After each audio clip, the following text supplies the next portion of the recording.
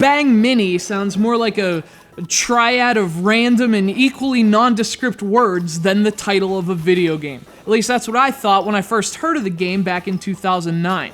After all, names are important, so after the game cartridge made that satisfying, springy click into my Nintendo DS, honestly, the last thing I expected was to be blown away. But then I started playing.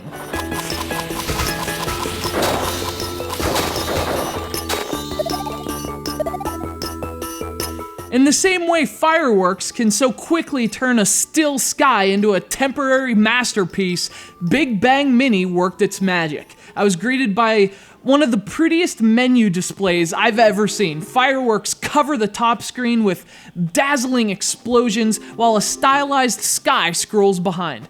Now obviously it has a lot more to do with what's on the bottom menu screen, where you can scroll through 8 options, each elegantly depicted by a bright, boldly colored icon. There's a tutorial, the main arcade mode, a challenge mode with online leaderboards, a single card multiplayer mode, a relax mode without the enemies, a mission mode. A Big Bang Mini even has an alarm clock mode with the description, "If you hated the music, here's a quick way to wake up."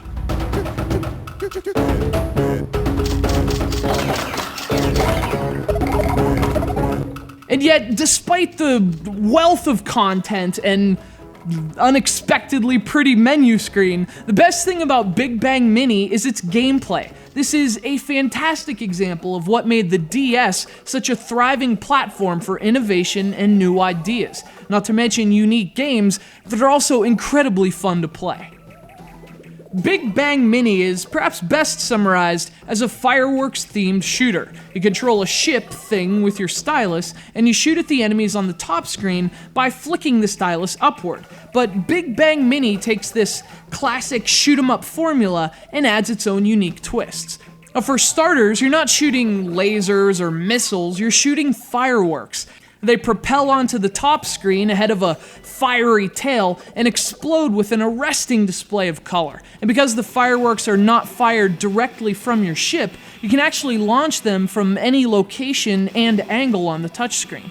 And as difficult as it can be, given the beautiful chaos of lights and fireworks on the top screen, you have to keep your focus on the touch screen. That's because you have to avoid enemy fire coming from the top screen, as well as the glowing debris from your own fireworks. See, every firework you launch that misses an enemy causes these burning particles to fall to the touch screen. If you bump into one, it's game over.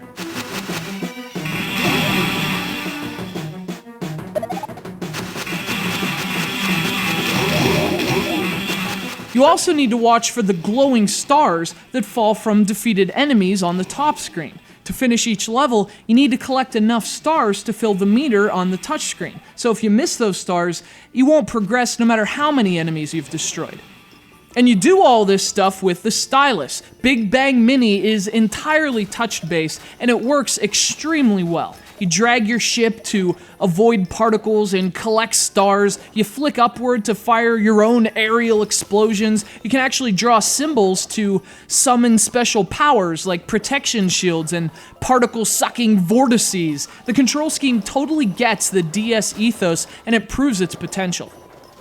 We tend to use the word innovative far too loosely in the modern gaming landscape, but games like Big Bang Mini demand its use. This is a gorgeous game with an incredible sense of style and a fantastic gameplay hook. And unlike most DS games, Big Bang Mini is a concept that just wouldn't work without radical new hardware. And the whole point of radical new hardware is radical new games. Games like Big Bang Mini.